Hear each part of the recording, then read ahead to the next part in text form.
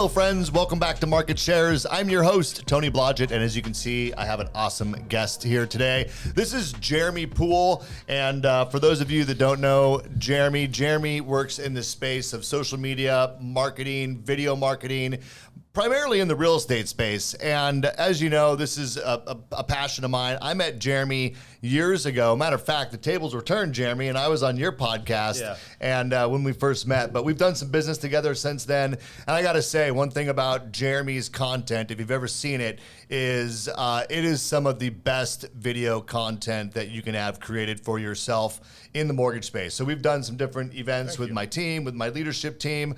And man, I got to say, I look back on those videos and they're still some of the best quality videos that we've ever put out. So Thank you. There's no question that Jeramy does quality video.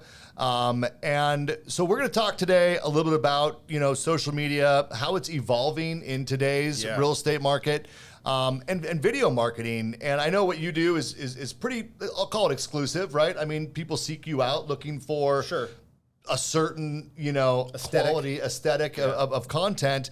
Probably not for everybody, but definitely some people that should check out what Jeramy's doing. So we're going to talk about your business and the type of content you've evolved into and how you're helping people build their business. And then I'm hoping we can just give some tips to the audience from someone who's in video, in social media all the time. Just some takeaways that any loan officer or realtor can take to get started. Because we still, believe it or not, we still have a number of people in our industry who know that they need to be on social media. They know the value of video. Everyone talks about it, but they're still not out there doing it. So how do we help people maybe take that first step? So anyway, this is going to be awesome. Thanks for coming in and actually being live and in person. This is awesome. Yeah, this is fantastic. Well, I love it because this is the stuff I get to talk about every single day. In fact, I'm doing 4 events just this month on this subject. We're doing one on the 15th. There'll probably be anywhere between 50 to 100. We're doing an exclusive panel on Friday. That's at a $6 million mansion.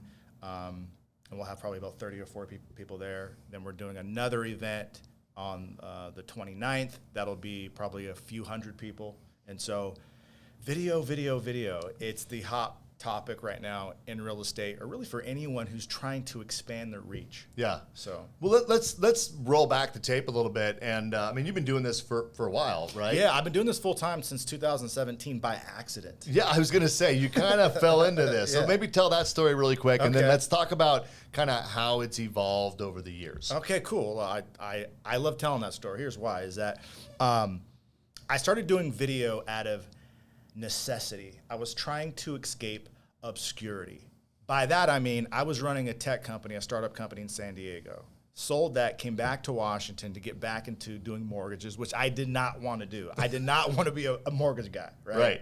And so I had a few agent friends who were killing it in Washington and said, hey, Jeramy, you should just come back to Washington, reactivate your license, and we'll give you our business. And I'm thinking, okay, great. Worst case scenario, I'll do well. But I'm still not quite doing the thing that I wanted to do. And at that time in my life, I really didn't know what my next thing was going to be. And so I came back into the space of doing loans and realized I didn't want to do the stuff that everybody else was doing, which was on Monday morning, grab your list of 45 agents, call them, ask them for coffee, lunch, schmooze them, and then sell them on rate and turn times and all that stuff. And I'm like, that's just not me. Because at that point in time, if I'm being honest, I was not very good because I haven't done a loan in like 8 years. Right. And so I'm in an office with the #1 lender in Pierce County at that point in time. And I saw how he operated. I'm like, that's just not me. That's never going to be me. So what is me? Me was I was very, very good with people.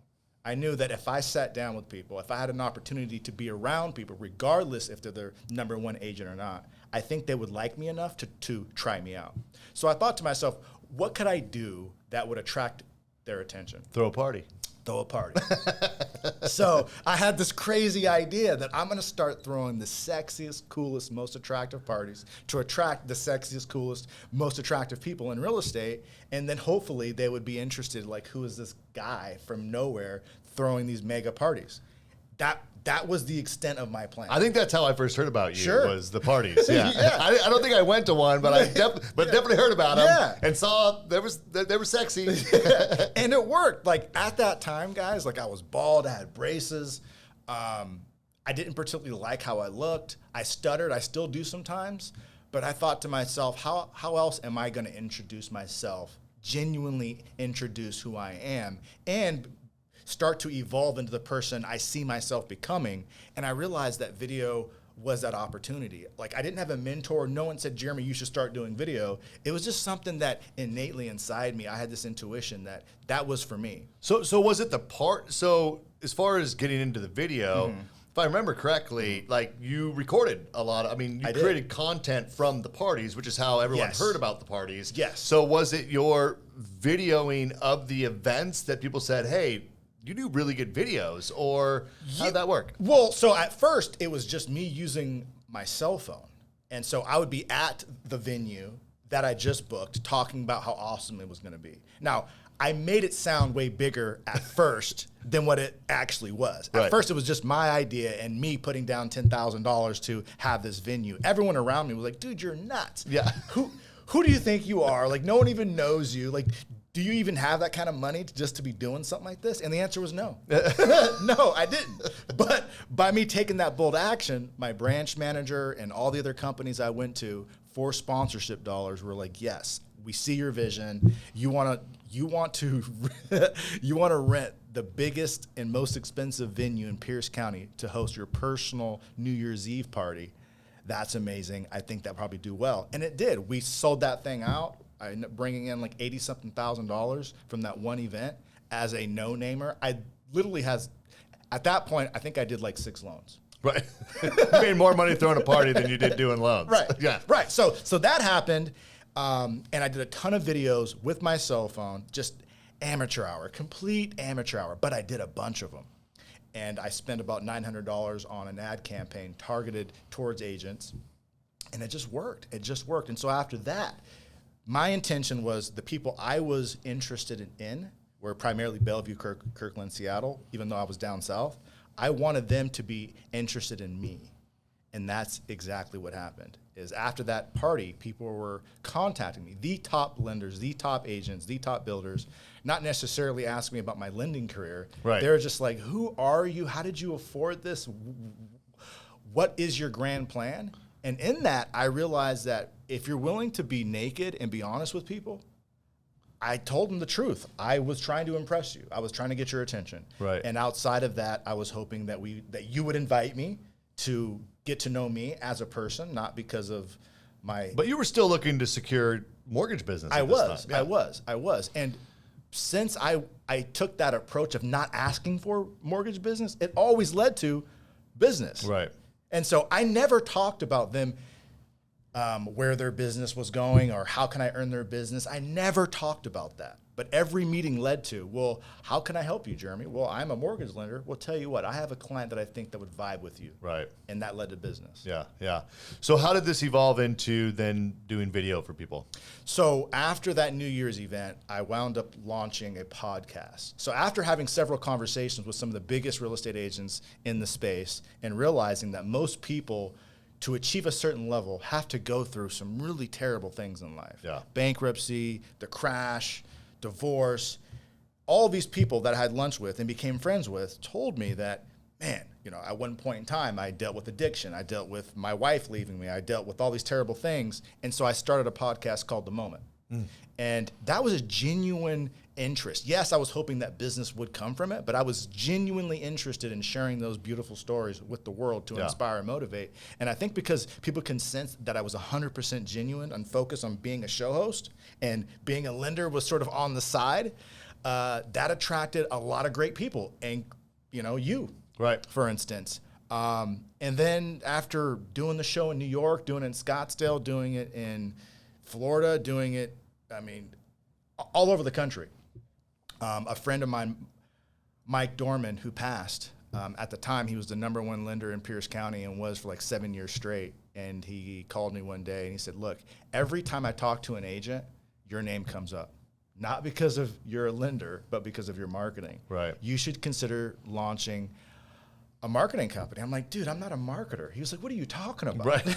He's like, you are for sure a natural born marketer. Yeah. It doesn't matter if you didn't go to UW for marketing or if you didn't take any courses. This is what you're really, really good at, and you're super passionate about it.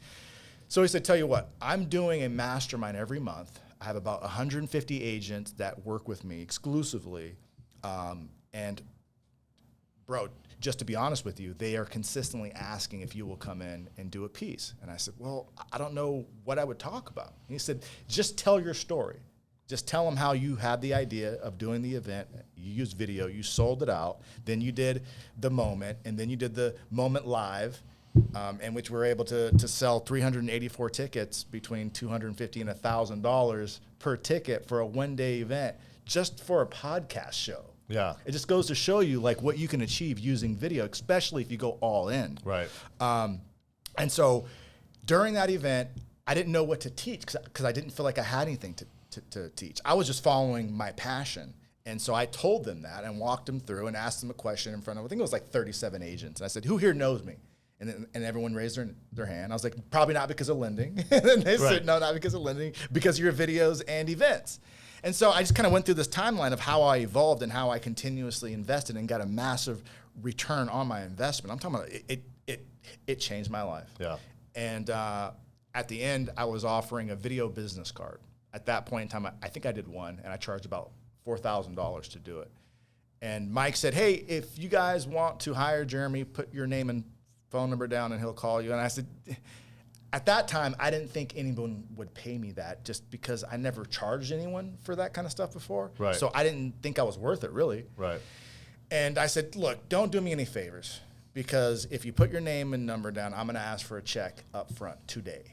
And so don't do it unless you're prepared to do that. Well, 17 people decided to move forward. So take that number, times it by 17, and that's what I made in a 1 hour talk. Yeah. And so after that, it's just sort of snowballed.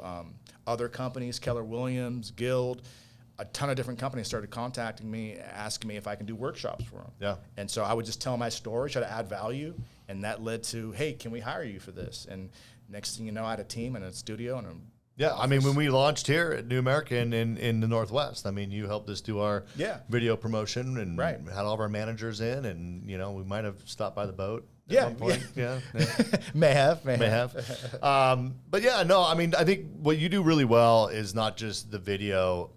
You really have a vision for how someone can let themselves shine through video, which is very different than just being able to put together a quality video. It's way different. Yeah. And I'm so glad that you brought that up. So what's funny is I was just doing a presentation about this at John L. Scott, and a team member of mine captured it, and I looked back through it, and he spliced in some segments from our time together. Oh, okay. And my evolution has been pretty significant with video. At first, I was intentionally trying to impress you. I was trying to impress guys like you. Right. And that was apparent. Like, I primarily wore nice suits, Italian shoes, and that was me for the time. But as I evolved and I became more successful and I felt like I didn't have to chase people so much, my style changed because what influenced me changed. Right. Meaning because I know everything I know about marketing now, if I see you trying too hard, I'm going to devalue you mentally. Right. Versus if you're able just to communicate off the cuff and it's clear that you're not using a teleprompter, it's clear that you're not reading a script, it's clear that you're just really that good at whatever it is that you do, that's super attractive. Right. Agreed. And so I've veered away from trying to use aesthetics and all of those things to impress you, rather than, if you have the budget, let's definitely use it like this environment to enhance it. But you are a master at what you do. I'm a master at what I do. So to have a script and bullet points is completely unnecessary. Yes, like this script right here, the blank, the blank piece of paper that we have here. Well, and you know, like, I'm passionate about that. People often come on my podcast and they're like, "Hey, can you send me the list of questions you're going to ask me?" I'm like, I have no idea what I'm going to ask you until you get here. And even when I do solo segments, you know, look, these are things I'm knowledgeable about, I'm passionate about, and to your point, I don't need to script it. You know what I mean? Because it's just what I know. You know? It goes better. It's like for me, what I'm the most attracted to in terms of content, our podcast primarily, because here's why, is that if we vibe together, which we clearly do, and we're having a genuine, like how many awesome like just imagine if our conversation on your gorgeous yacht, by the way, was taped. Like that's the type of content I think is the future. It's the authentic style content that looks like the consumer of that content is just in the room with you. Right.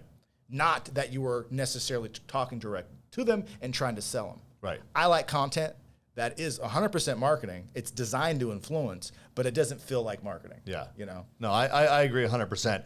So look, so those pieces that you did, like the one you did for us and the one you've done for other companies, that's kind of was your primary income source for your media business in the past, right? So how's that evolved today? I mean, I think what I understand about your business today is you're more partnering with individuals who want help building their brand over time, as opposed to like a one-time, hey, I want to do this video for this one promotion that we're going to run for a period of time. Yes. And more of an ongoing investment, which I got to be honest with you, I think a lot of people need that sort of support.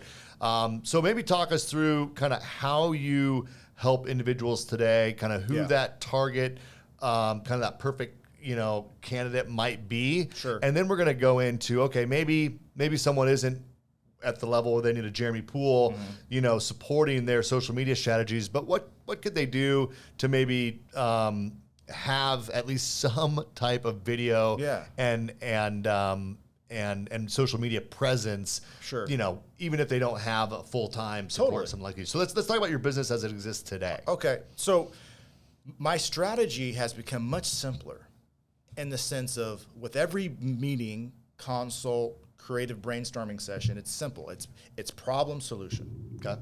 And from the marketing perspective, what do you do exceptionally well that your clients hire you for? And then how are we going to tell that story on a more frequent basis that's stylish to where you're able to attract more people who also want to work with you? So I realized for me, and so actually a good friend of mine, Shane Kidwell, and a few other people during this time frame were telling me, Jeramy, I could get the outcome that you create cheaper if I were to go another direction. But I hire you because of your coaching. I wouldn't show up on camera the way I show up. Even though I'm very confident on camera and I do well, I would never do it at the level that I do it with you because of your coaching. Right. And so you may think that people are hiring you because of all the fancy equipment and your team and all of that. He's like, but that's not true. It's you on set. Right. That's what I pay for. Right. And I'm like, interesting. So he was like, you should incorporate that into your offer, because if more people saw how you run shoots and how, here's a shoot with Jeramy and here's a shoot without Jeramy, it's a big difference. Yeah. It's the difference between maybe 2 or 3 videos that are pretty okay versus 15 that are solid. Well, and this is where I think the natural, like you were saying earlier in your story, someone's like, you don't even know you're a marketer. You're a natural marketer. I think this is, it's so natural for you because like when I first worked with you, I agree with what Shane and others, it sounds like, have said.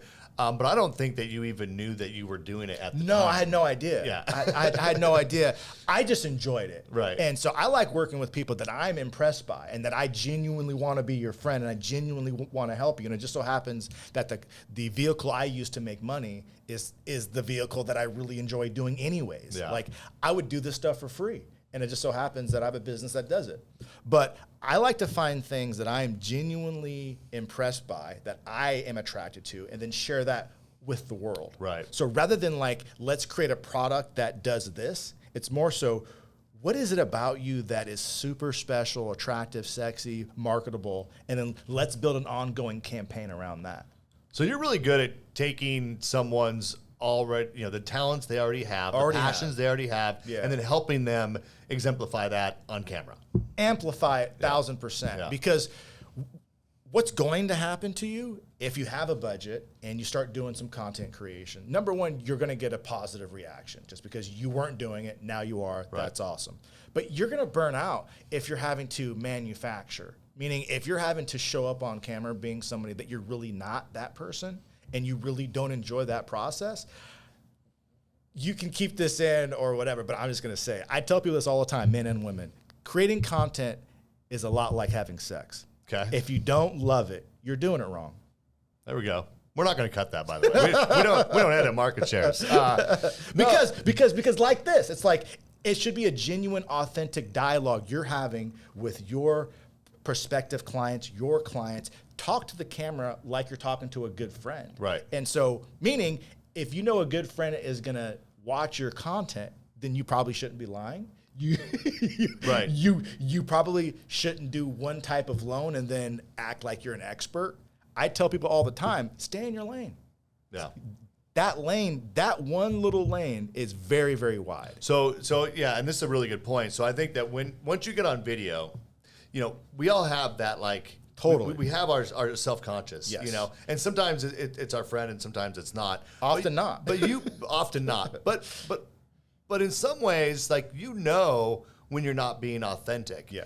And it's going to come across, whether you think it is or not, yes. as you aren't authentic in your video, because your subconscious knows you're full of crap. You're full of crap, and your demeanor, your eye contact, everything about you. Like, I tell people all the time, get naked on camera. And by that, I mean, be your genuine self and do it loud and proud.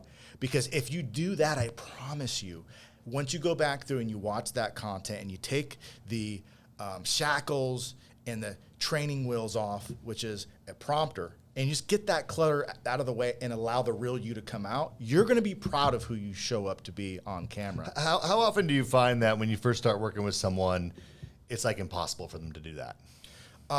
Never. Okay. I think that is my number one skill set, is that I'm willing to show you who I am first. Do you think, though, that they show up thinking all the time that I got to be this certain way? Yes. I mean, so many people, like they know they're going to be on camera, and I know this because I invite people to my podcast, Yes. and they're super freaked out sometimes.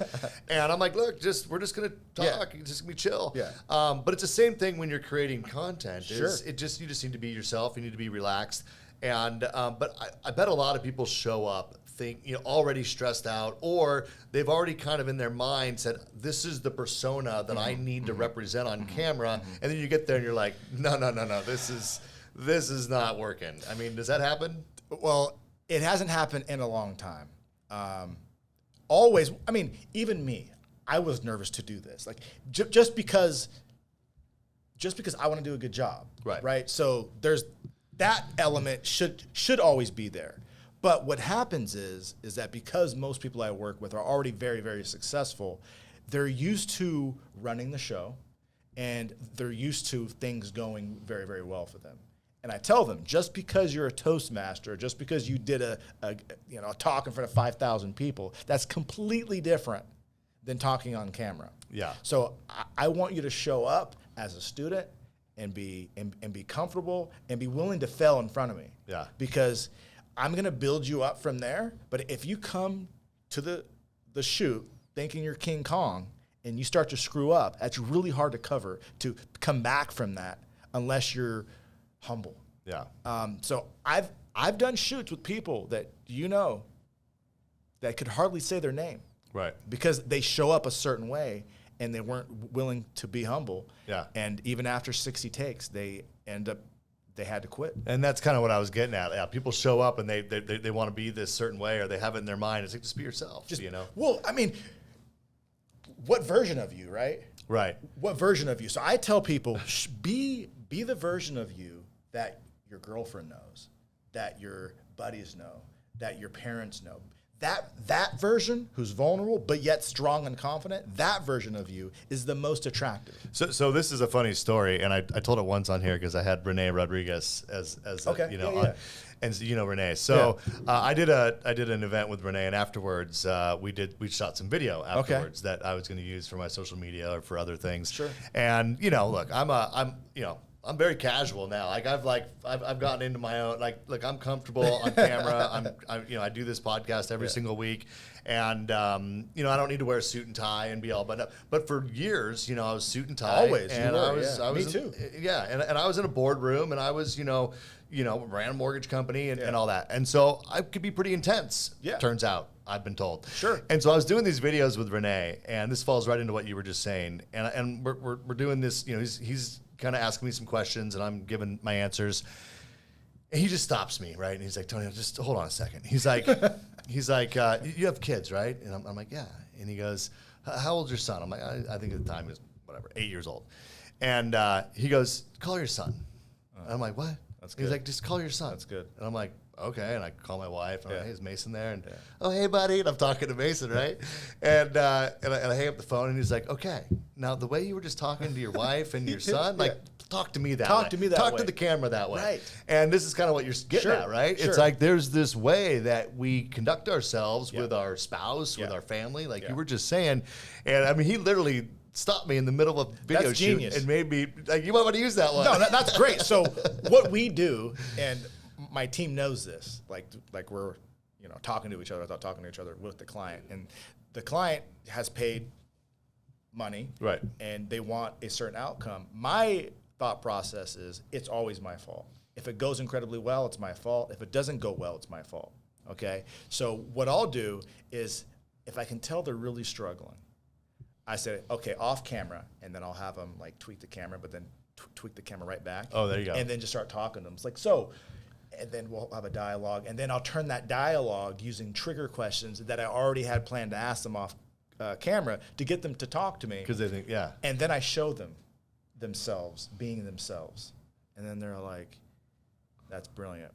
Yeah. It's like, so how you feel right now, that's the energy I want to transfer, because energy is 100% transferable on camera. Right. If you don't feel awesome, you think that you're going to influence the audience in that direction? Yeah. So how does someone, and yeah, that's a really good point. I mean, I actually, when I first started Market Shares, part of the reason why I started the podcast was to interview loan officers that worked for me. Okay. So that I could do that exact same thing. I could just ask them questions. Yeah. And then it would create content for them that they could use on social media. Yes. Without having to just, okay, I'm sitting in front of the camera and I'm going to, It's so I'm going awkward. to do this reel and it's Yeah. going to be amazing. Yeah. And they get all stressed out, Yeah. right? And so that's probably going to become a reel or something if I'm not careful. But how does someone do that though? Like, What do you mean? so you were able to kind of trick them, right? So Right. you turn the camera, Yeah. your crew knows what you're doing. Sure.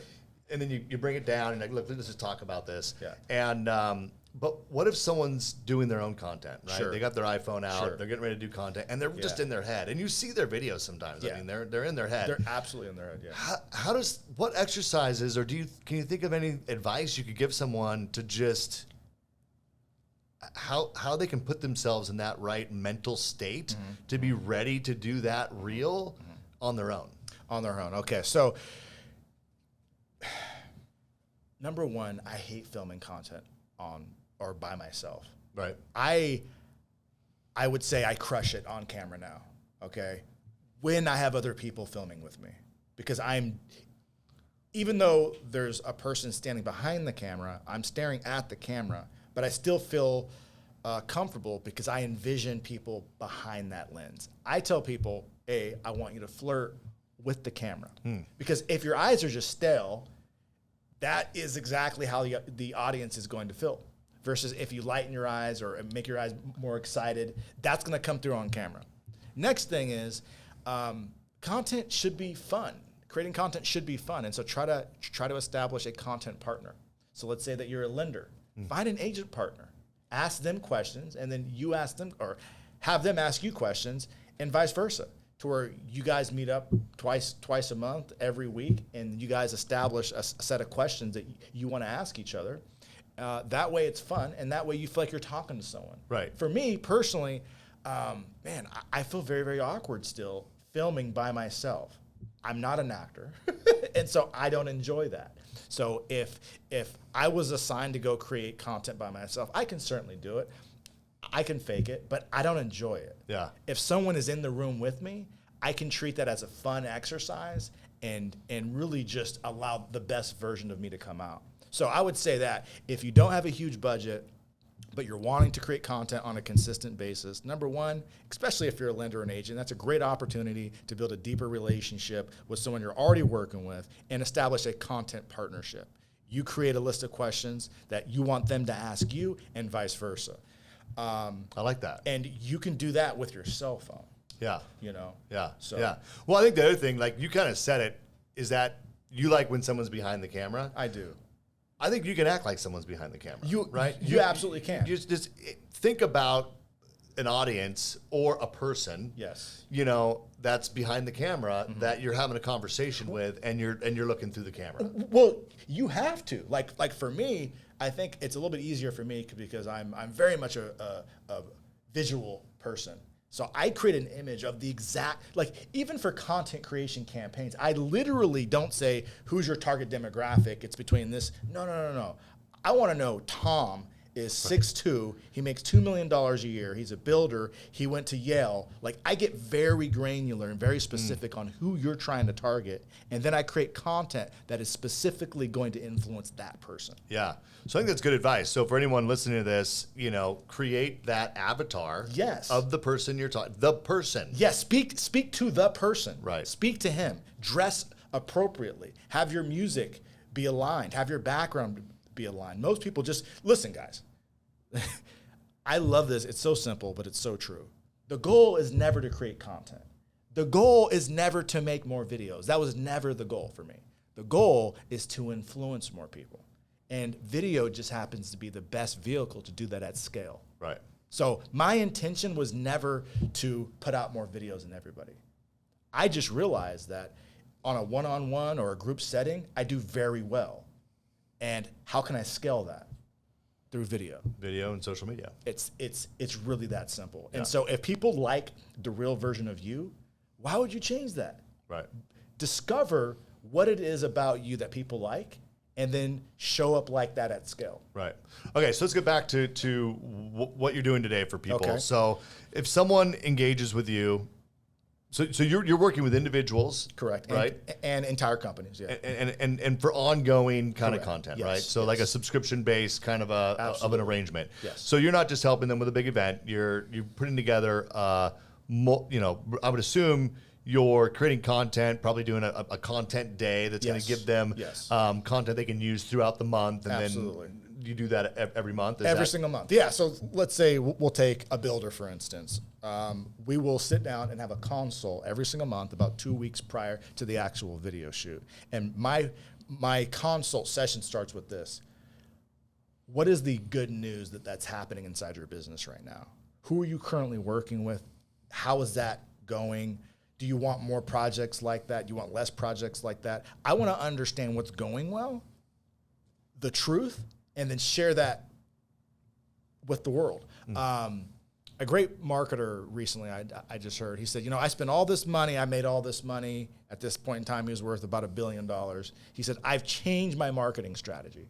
It's now, I'm not sure if I can cuss. Can I cuss? You can cuss. Do cool shit and share it. Simply that. All you have to do is mirror your real life in style and share it. Right. And so if you're winning in life, share that. Like, don't have a content creation day that is anything other than the absolute truth. Right. So if you are attracting certain clientele, celebrate that. It's not bragging. Right. You're just sharing the truth. Right. Also, here's a big one. If you're struggling with something, if you had to overcome something, if you had to solve a problem, also share that. Because people, before transacting with you, are going to your social media. Right. And if you know that to be fact, which it absolutely is, you can plant little seeds that dictate the narrative and dialogue that they're having in their minds before they meet with you. Yeah. Nowadays, before anyone meets with me in person about doing their marketing, they've already decided yes. It's never about price. It's about what should we create this campaign about. Right. So every month, it's just a matter of where do we want our business to come from, get very specific and detailed about who needs to be influenced, and then we create content around that. And it's insane how effective that is. Right.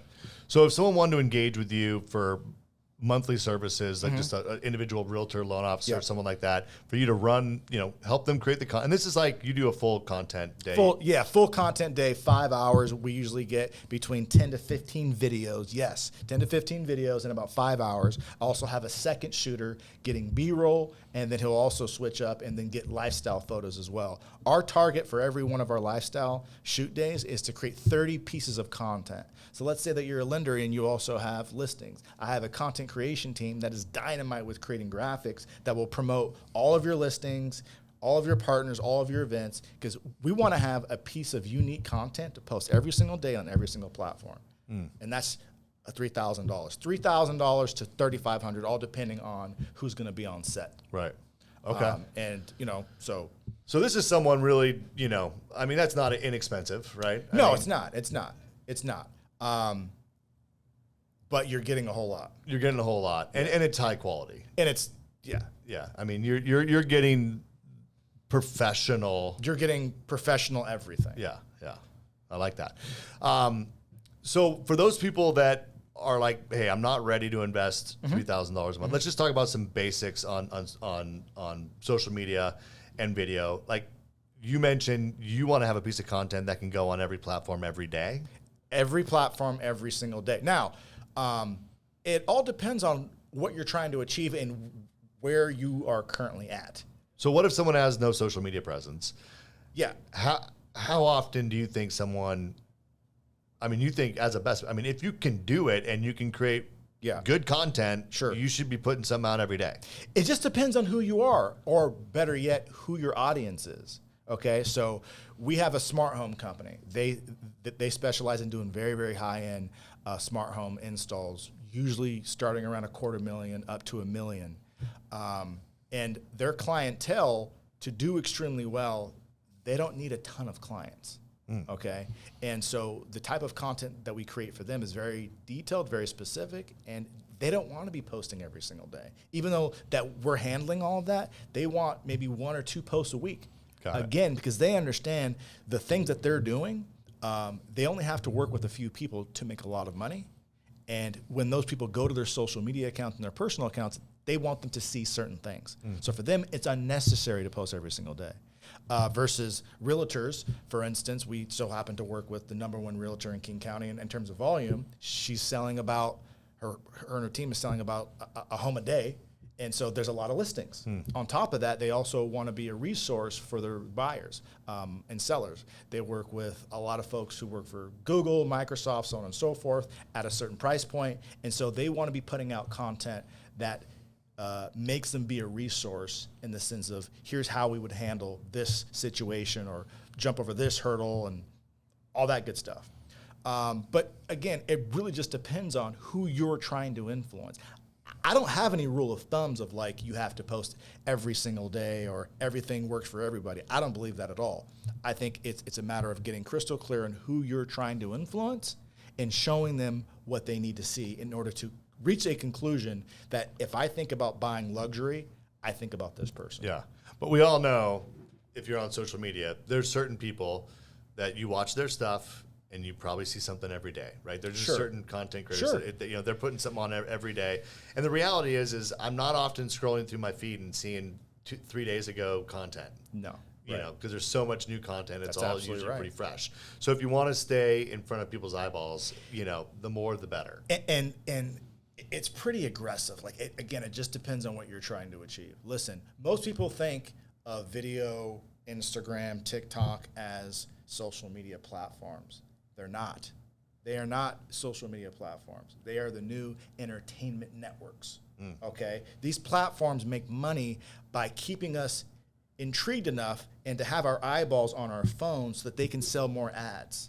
So they are celebrating content creators by giving you greater distribution of your organic content, so you help them. You are partnering with these networks to keep people's eyeballs on their app so they can sell more ad space. Right. So it doesn't matter if you're a lender or a builder. If you're creating interesting content that people want to watch, they're going to share it with the world.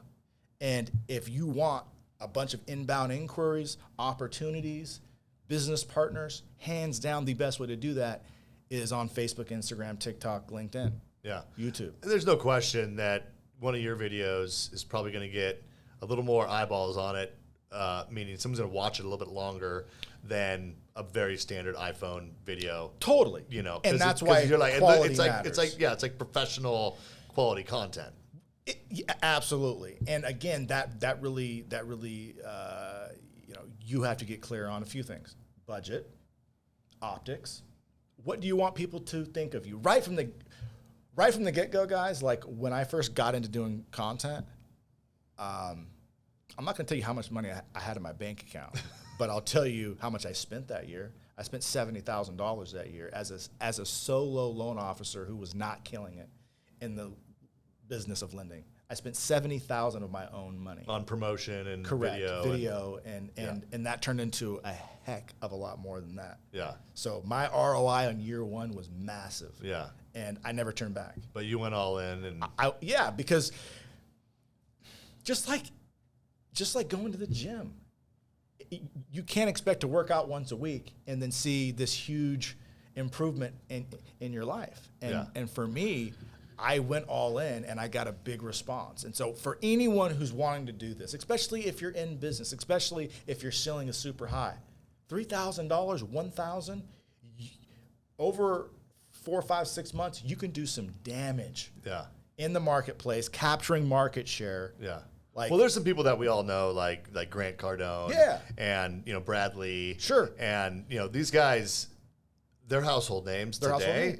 But I was actually speaking at an event, and Bradley was backstage, and he didn't give an exact number on how much he spends on promoting himself on social media, but at least in the beginning, it's a ton, and Grant Cardone, because he that guy became the reason you see him on your your reels every day is because he's paying to be there, or at least he was until it organically starts putting him there because people are watching. It's both, but there's a huge multi-million-dollar investment. Now I'm not suggesting everyone do that. Sure. But you look at people and you go, how did they get in that spot? Yes. And a lot of times it's because they were willing to invest in the high quality video, the content, the creation of that, attention grabbing content, and then promote the crap out of it. Absolutely. And then people buy into it. But you got to launch that. You got to make an investment. You have to launch that. And so just to give, most people don't realize this. People like Grant Cardone literally post several hundred times per day. Right. Several hundred times per day. That's how he shows up. If you have liked or watched any of his videos more than 3 seconds, he's now going to send a tsunami of content towards you. Right. And it's just crazy. It's more effective than billboards, TV. There's nothing compares. Well, and he's going to show up in searches because people watch his stuff, right? Yeah. So that algorithm likes that. But don't kid yourself. He invests a ton of money in pushing out those several thousand, posts a day, hundreds of posts a day. Yeah, millions. And yes, you definitely have to invest not just money, but time. Yeah. And the thing I talk to people about, in fact, I just did a workshop on this, is think about yourself as version 1.0. Doing pretty good. You like yourself, but you have a bigger vision for yourself. I know you do. See that next version of you as you 2.0. How does that person dress? Who is that person doing business with? How much money is that person making? How happy are you making your spouse? Become that person on camera. That's what I did for me. I literally laid out calendars and started saying, I eat at these places. I spend time with these people. I go into these networking, whatever. I painted that picture, and you can become that person. Grant Cardone, all of these guys did the exact same thing. Right. And so if you want to be very, very serious about capturing more market share, you have to capture more market share, and that means mental market share. People, if you want more referral business, more sales, guess what? That means more people have to be thinking about you more often. Right. It's as simple as that. Right. Well, and I think that the ideas of, I still think loan officers need to prospect. They need to meet in person. They need to do events. They need to go to real estate offices. But the reality is that some of the activities that we did for 20 years, I've been doing this for 27 years, let's be honest, some of those activities don't have the same ROI or really the return on the time investment. Yes. So I would go to real estate offices and they used to be full of people. Now you go to a real estate office and it's empty. Yeah. Doesn't mean you should never go to a real estate office. Totally. I think you should be intentional about when you go and how you go, or you should put on events, or you should, make sure you're meeting with the right people. But maybe some of that time now gets diverted to being very intentional about your social media strategy and marketing and branding of yourself, online. And because like you said, it does take time, doing a podcast like this, which is, once a week. I mean, it's a time commitment to schedule the stuff, to come to the studio, do the deal. I mean, it's all an investment in time, right. Especially if you're going to be consistent. And that's something else we talked about earlier, that, you're wanting people to engage with you for a period of time because that I'm not going to be able to move the needle for you unless this isn't like a splash in the pan thing. This is something you got to do over a period of time to show the consistency, right? Yes, and no. Yes, I selfishly only work with people who are willing to work with me every single month because my time is worth too much now. Right. So unless you are willing to pay me every single month, you're not going to get my mental space. Right. Essentially. But you're not locking people into contracts. No. That's not what I meant. I just meant that your preference would be, because absolutely, you're going to choose who you work with. Yeah, I mean, you only have so much time in your schedule, right. And it's going to be people who recognize that if we're going to have maximum impact on your business, it's got to be something that you do over time. Absolutely. And so I just ask people, there is no fixed term. There's a lot of companies in this market that have fixed contracts. Right. My work speaks for itself. So I say, I would hope that you would give me a commitment for at least 3 shoots. That's 3 months. If it's not for you, then it's not for you. No harm, no foul. But if you don't have the budget, or you're not prepared, or maybe that's just a lot of money for you, come back to me when things are different. Right. Because I'm not thinking in terms of one shoot. I'm thinking of an entire campaign. Right. And you can't do an entire campaign with one video shoot. Yeah. Well, and I think whether you're going to invest with someone like Jeramy, there's probably other, options out there. Of course there are, yeah. That you could look at, or whether you're going to do it yourself. I think either way, just like I did with this podcast, I don't even know what episode we're on, but I can tell you that there has been an episode every Friday. Yeah. Because I said, if I'm going to do one thing right with this podcast, I'm going to be consistent. Well, and I'm going to commit to it. And I think that's what people need to do. I'll see some people. I'll even coach some people about their social media. And the week that I have a conversation with them, they post something. Yeah. 2 weeks later, I go, how's it going? It goes, well, I posted that one video after we talked, but I didn't do anything since then. Yeah. So it's like, there has to be this consistency. You don't have to post every single day, but commit to posting twice a week. I mean, start there, or whatever it is, and commit to it. So a few things.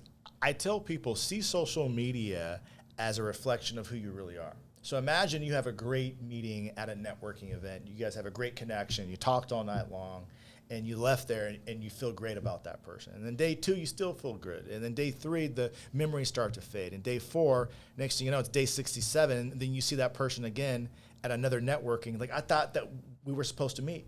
Right. So see social media as just a way to stay in contact with more of the people that you genuinely like. Right. And so here's something else is I don't create content for likes, comments, and shares.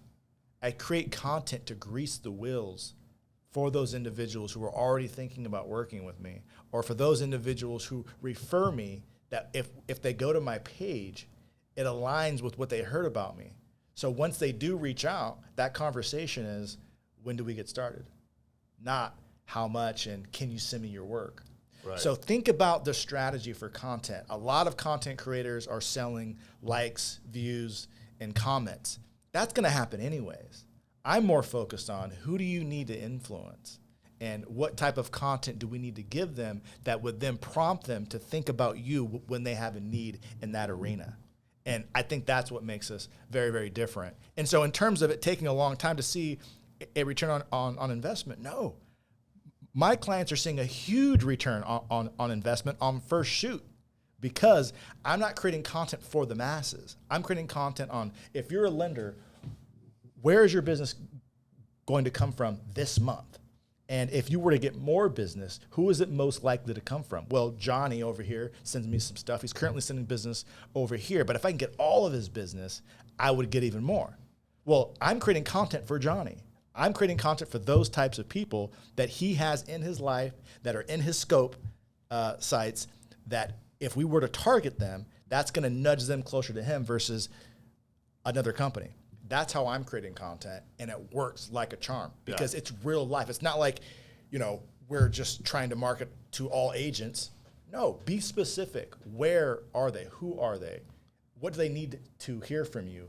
What loan products do you have that they come to you for? Talk about those things. Right. And there's always someone that's not Johnny, but like Johnny, who's going to see it. Of course. And be like, hey, that's speaking to me. And on that front, the best way to get big fish or a type of fish is to do content with people who are like that fish. Right. Meaning, if you want builders, create content with builders. So you schedule, you arrange, you take care of all the costs or whatever to do a shoot, whether it's with me or someone else or by yourself, and then you invite them into your content. If you're just creating content by yourself, that says a lot.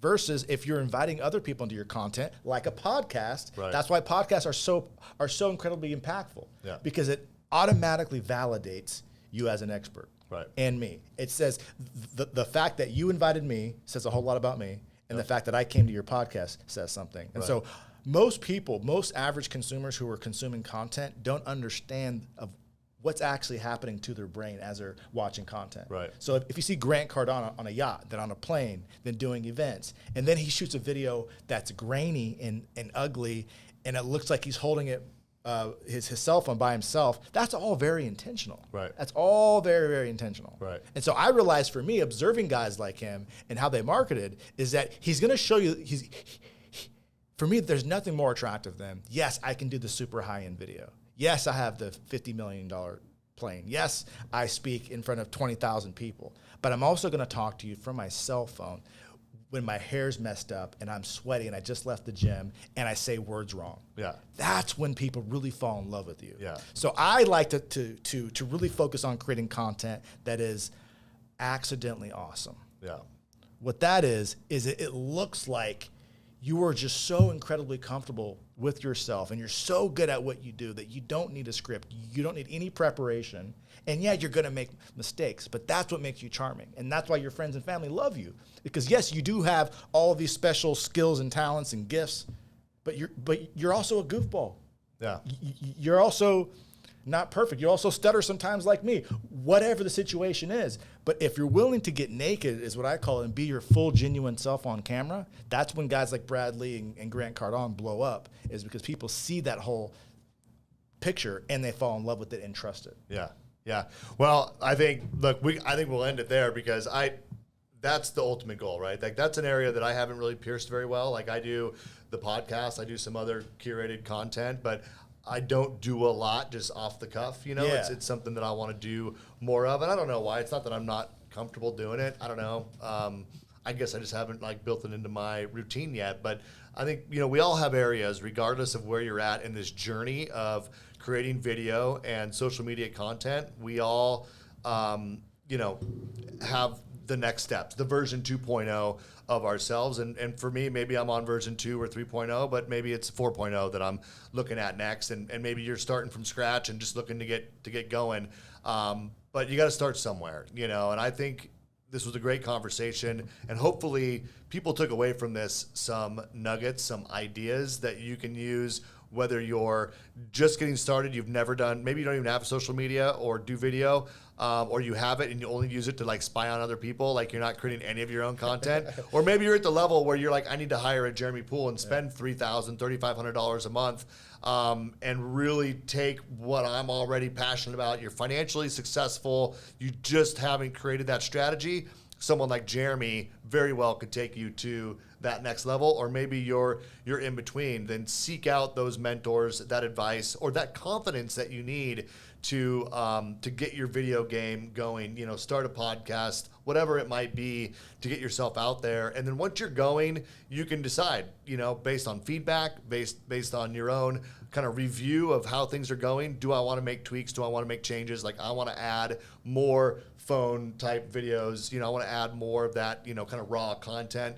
And I'll get there. Yeah. It's on my list. I've proclaimed it to the world, and I'll figure out, a cadence on how I want to do that, when I want to do that, what I want the vibe to be of those videos, and I'll incorporate that, and it'll be in addition to, what I do here on Market Shares. So Look, we're all on a journey, and I hope this was a helpful episode for you to get some ideas and some strategies. Jeramy, thanks for coming in. Thanks for your help on my personal stuff over the years. You've always been great. If you want to look up Jeramy if you're here local in the Seattle market, or do they have to be local, or do you work with people outside the market? Yeah, primarily local. We do work with people Newport Beach. It just depends. Okay. So, what's the best way to get a hold of you? You can get a hold of me by just going to Facebook, and that's Jeramy, Jeramy.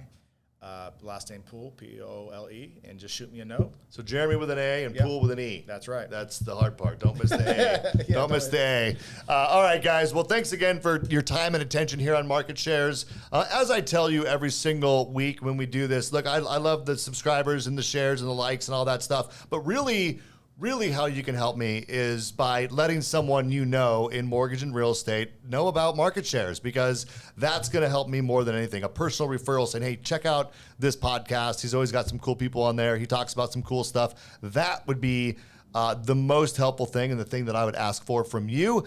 If you're not subscribed, just check back every single week. We drop a new episode at 10 a.m. Pacific time, and we'll have cool people like Jeramy. We'll do some market updates, and we'll keep the conversation, a nice, comfortable conversation about mortgage, real estate, video, social media, and the market, and it'll be fun. So I'll see you on the next episode. Take care.